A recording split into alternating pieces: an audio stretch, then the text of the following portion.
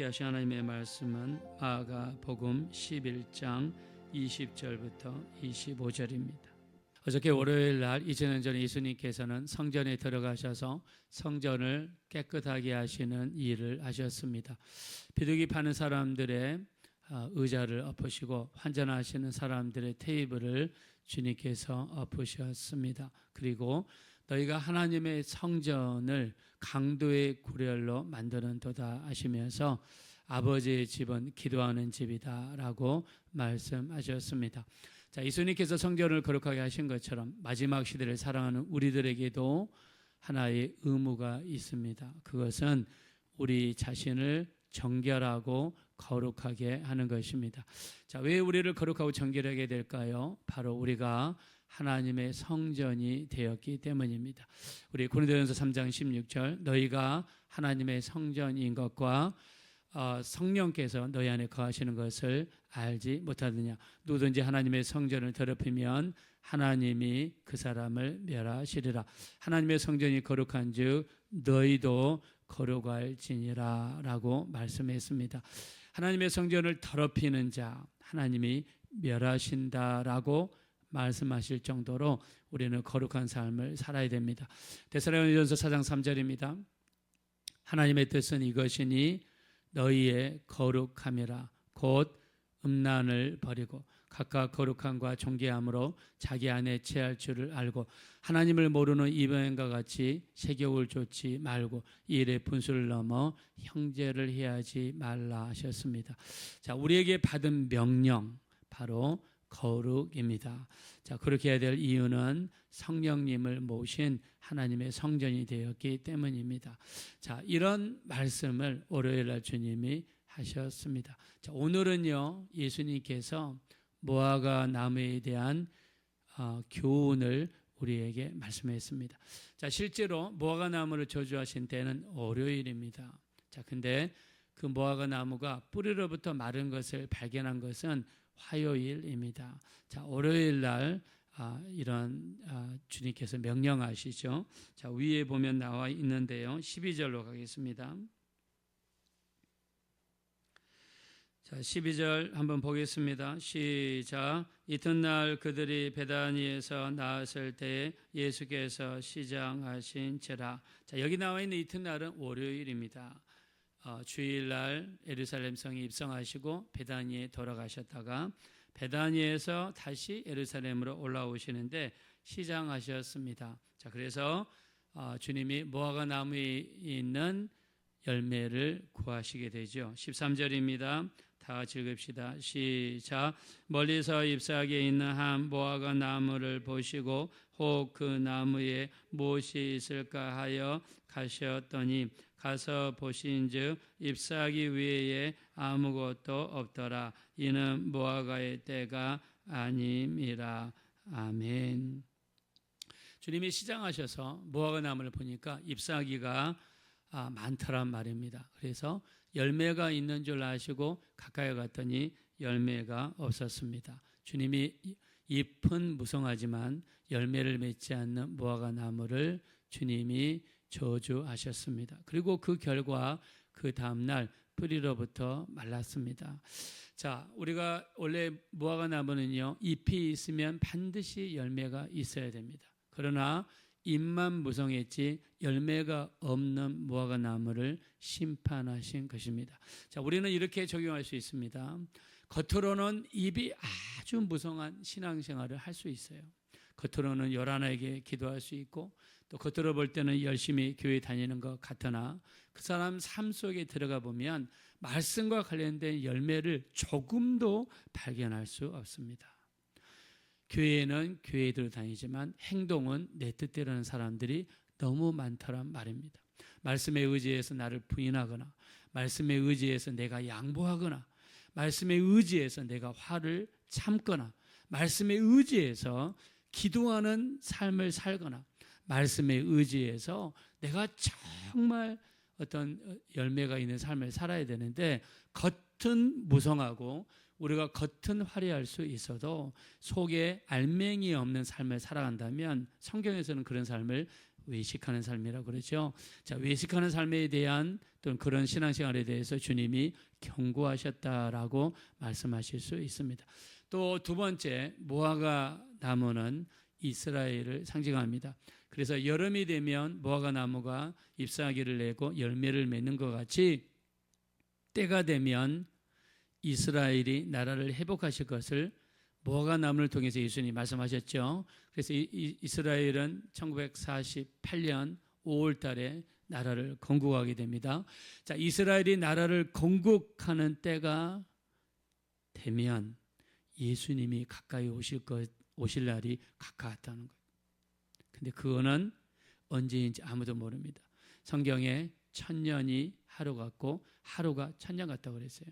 우리 인간에게는 1000년처럼 느껴지지만 하나님께는 하루일 수도 있다는 거죠. 그래서 예수님이 가까이 오셨다는 것도 우리 인간 입장에서는 우리 살아있을 때 아니면 이번 해에 이렇게 느껴질 수 있지만 주님 입장에서는 그게 50년이 될 수도 있고 100년이 될 수도 있는 거죠. 근데 한 가지 확실한 거는 이스라엘 나라가 건국이 되거든 예수님이 오실 날이 가까웠다는 겁니다.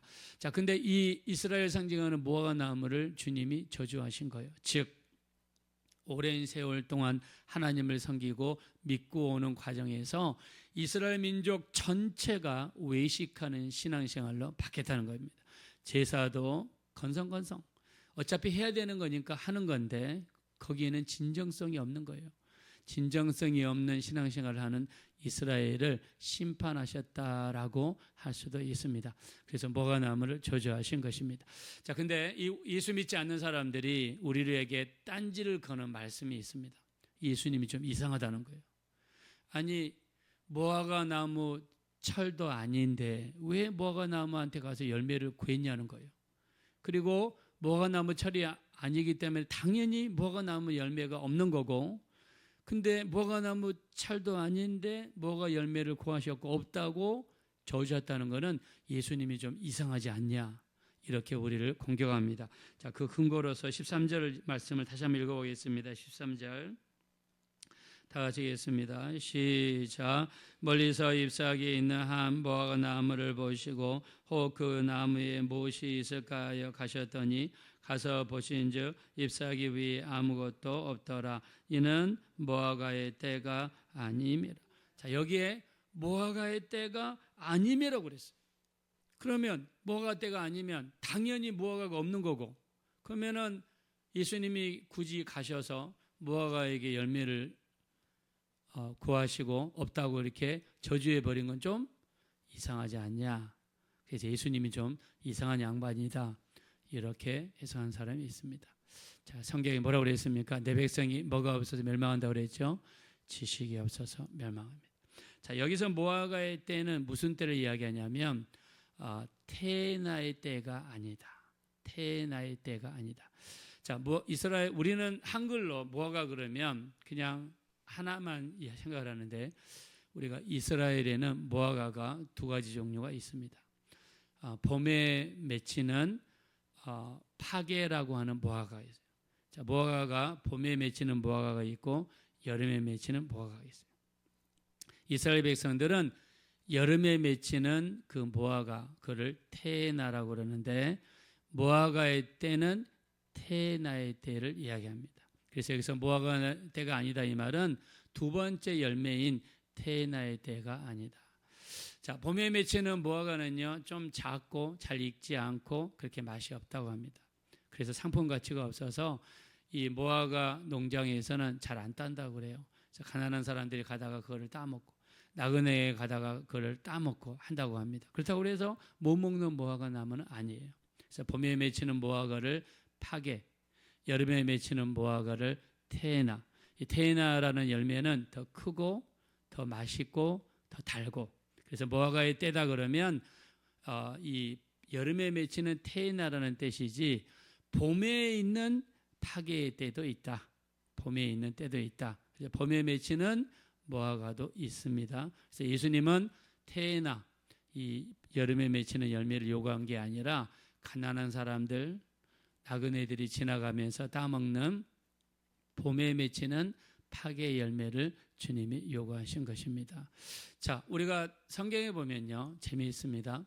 자, 예수님이 주로 머물렀던 데가 베단이라고 그랬죠. 예루살렘에 있다가 나사로가 있는 마리아 마르다가 살고 있는 베다니에 가서 쉬시고, 그 다음에 예루살렘에 오시고, 베다니에 가서 쉬시고, 그리고 중간에 벳바게라고 하는 데가 있습니다. 예루살렘과 베다니와 중간에 벳바게가 있는데, 여기서 나귀 새끼를 주님이 요구하시고 그 나귀 새끼를 타고 예루살렘에 입성하죠.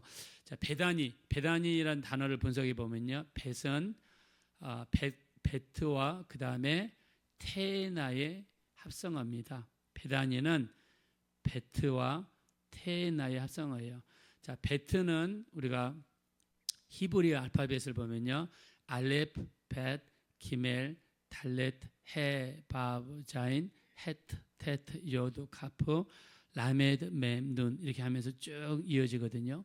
히브리어 단어는요, 단어마다 뜻이 있어요. 이 모양을 보고 단어를 만들었어요. 알레프, 우리나라 치면 기억입니다. 알레프, 이 알파벳의 첫 번째 단어 알레프는요, 소 모양을 보고 알레프라는 단어를 만들었어요. 소 여러분 보시오.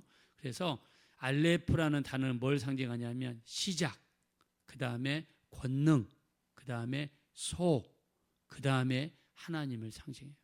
그래서 아론이 이 모세가 40일 동안 금식 기도하고 안 내려올 때 하나님이라고 하면서 무슨 모양을 만들어냈어요? 소를 만들어냈어요. 그게 다 연결이 다 돼 있는 겁니다. 이 알레프라는 단어는 소를 상징해요. 두 번째 알파벳이 베트입니다. 베트는 집을 보고 베트라는 단어를 만들었어요. 세 번째 기멜이라는 단어는요, 낙타를 보고 이 단어를 만들었어요. 그 다음에 알레프벳, 기멜, 달레트는요, 문을 보고 이렇게 단어를 만들었어요. 그래서 이 기멜에서 나온 단어가 우리 영어의 기브라는 단어입니다. 기브는 주다라는 의미를 가지고 있어요. 달레트, 문은요, 문에서 문 앞에 가난한 자가 뭘 받잖아요. 그래서 가난한 자를 또 상징합니다. 그래서 히브리어는 다 이렇게 뜻이 있어요. 자, 우리가 자이 아파트 그러죠. 자이 아파트, 고급 아파트 있잖아요. 알레프벳, 기멜, 달레트, 해, 바브, 자인. 이 히브리어 알파벳 중에서 자인이라는 단어가 있는데 여기서 나온 게 자이 아파트예요. 자인 뜻이 뭐냐면 안전, 평안 이런 뜻이 있어요. 그래서 자이 아파트는 안전한 집이라는 그런 뜻을 가지고 있는 거예요. 아마 그 주인이 그렇게 생각하고 지은 것 같아요. 자, 그래서 베단이라는 동네 이름도 베트와 테나, 베트는 집이라고 그랬죠. 자, 베트는 집입니다. 자, 테나의 집이다. 즉 테나 무화과가 많은 동네다 이런 뜻이에요. 자, 중간에 있는 벳바게는 백과 파게라는 무화과 나무의 합성어예요. 즉 파게 무화과 나무가 많은 동네다. 자, 베델. 자, 우리가 베델 이 야곱이 가다가 돌베개하고 잠잤던 동네가 베델이잖아요. 베델은 벳은 뭐라고 그랬습니까? 집이라고 그랬죠. 엘은 무슨 뜻입니까? 하나님이에요. 그래서 하나님의 집이에요. 베들레헴, 렘이 뭐냐면 떡이에요. 벳은 뭡니까? 집이죠. 그러니까는 떡이 있는 동네예요. 그래서 예수님이 태어난 동네가 떡이 있는 동네, 베들레헴에서 태어났어요. 예수님이 자기를 뭐라고 했습니까? 나는 생명의 떡이다. 다 이렇게 모든 게 연결이 되어 있는 것을 알 수가 있습니다. 자, 그래서 이 무화과의 때는 테나의 때다. 그렇다고 그래서 무화과가 없는 때가 아니라는 거예요. 봄에도 열리고 여름에도 열리고. 봄에 열리는 무화과는 그냥 가난한 사람들, 나그네가 먹는 파게 열매를 이야기하고, 무화과의 때라고 이야기하는 테나는 여름에 열리는 상품이 가치가 있는 것이다. 자, 주님은 무자비하거나 비이성적인 분이 아닙니다. 여기서 무화과의 때가 아님이란 말은 무화과가 없다는 뜻이 아니라 봄에 열리는 파게 열매가 있는 때다. 그래서 예수님께서는 그 무화과 열매를 보고 저주하셨습니다. 자, 여기서 중요한 교훈을 알 수 있어요. 주님께서는 입으로 저주하셨을 때 그 입에서 나온 권세가 얼마나 크다는 것을 말씀하시고 우리 입에서 나오는 말이 얼마나 중요하고 능력이 있다는 것을 본문을 통해서 말씀하십니다. 자, 우리 한번 23절을 보겠습니다. 23절. 자, 23절 다 같이 읽읍시다. 시작. 내가 진실로 너희에게 이르노니 누구든지 이 산더러 들리어 바다에 던지우라 하며 그 말하는 것이 이루어질 줄 믿고 마음에 의심하지 아니하면 그대로 되리라. 아멘. 자, 이 산이 들러 여기에서 옮겨서 저리로 가거라 명령하고 그 말하는 것이 이루어질 줄 믿고 마음에 의심치 않으면 그대로 된다는 거예요. 우리 입에서 선포하는 말에 어마어마한 권세가 있다는 것을 이야기합니다. 그래서 여러분 집에 들어갈 때마다 뭐라고 선포해야 됩니까? 이 집에 평강이 있을지어다. 주님이 평강을 빌라는 거예요.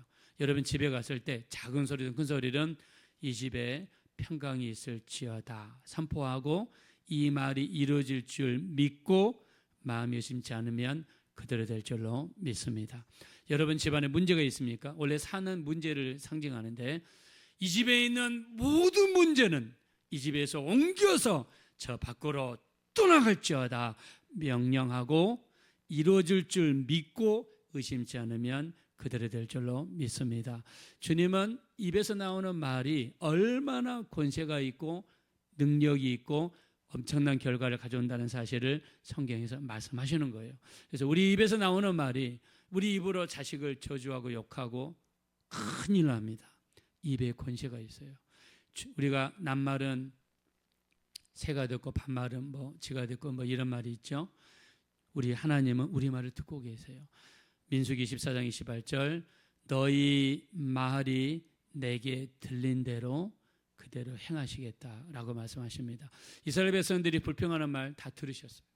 그때 주님이 이렇게 말씀하시죠. 민수기 14장 11절 어느 때까지 나를 믿지 않겠느냐, 어느 때까지 나를 멸시하겠느냐. 그러므로 우리는요 늘 긍정적으로 고백해야 됩니다. 나는 할 수 있습니다. 내 힘으로 할 수 없으나 기도하고 주님을 의지하면 주님이 도와주실 줄로 믿습니다. 주님께서 내 기도를 듣고 계십니다. 내 자녀들은 잘 될 겁니다. 우리 집안은 형통할 겁니다. 내가 이 하는 일을 주님이 도와주실 것입니다. 긍정적으로 시인해야 될 줄로 믿습니다. 우리 화요일 날 바로 무화과나무 사건을 통해서 여러 가지 교훈을 주셨습니다. 우리가 때가 되면 열매를 맺어야 됩니다. 잎사귀 있는 나무에 가셔서 주님이 구하신 것은 열매입니다. 겉으로 요란한 신앙생활을 하지만 실질적으로 우리 삶 속에 열매가 없다면 그거는 정말 합당한 삶이 아니라는 것을 말씀하셨고요. 우리 입에서 나오는 말에 얼마나 권세가 있다는 거 주님이 보여주셨습니다. 우리 입술로 말하고 선포하고 그 말하는 것이 이룰 줄 믿고 의심치 아니하셔서 우리 주님이 행하시는 놀라운 기적으로 충만하게 되시기를 예수님의 이름으로 축원드립니다. 이 시간 기도하실 때 참으로 우리 신앙생활에 열매가 있게 도와주십시오. 잎사귀가 무성한 나무에는 열매가 있어야 됩니다. 그러나 겉으로만 화려했지 실상 그 사람 속에 말씀과 상관없는 삶을 산다면 주님께서 꾸짖을 것입니다. 우리 신앙생활에서 합당한 열매 맺게 하시고 말씀의 열매, 성령의 열매, 회개의 열매, 전도의 열매, 우리 수많은 열매를 우리 신앙생활에서 맺게 도와주시옵소서. 우리 합심으로 간절히 기도하겠습니다. 허락하시고 아버지 하나님 감사합니다. 우리를 긍휼히 여기시고 불쌍히 여겨주십시오. 우리는 연약합니다. 우리는 부족합니다. 우리는 참으로 때로는 겉으로만 무성한 사람들이지 열매를 맺지 못하는 경우가 많습니다. 성령의 열매, 회개에 합당한 열매, 전도의 열매, 또 우리 삶 속에 찬양의 열매, 입술의 열매, 많은 열매들이 있습니다. 이런 열매들을 맺을 수 있는 우리 모두가 될 수 있도록 역사하여 주십시오. 그리하여 주님이 오셨을 때 주님의 열매를 요구하실 때 열매를 드릴 수 있는 귀한 신앙시간 하게 도와주십시오. 이 시간 또 여러분의 가져오신 기도 제목과 또 가족을 위해서 부모님, 형제자매, 자녀들, 배우자가 정말 예수로 거듭나고 변화될 수 있도록 합심으로 기도하겠습니다. 허락하시고 아버지 하나님 감사합니다. 우리를 불쌍히 여기시고 긍휼히 여겨 주십시오. 예수님의 피를 의지합니다.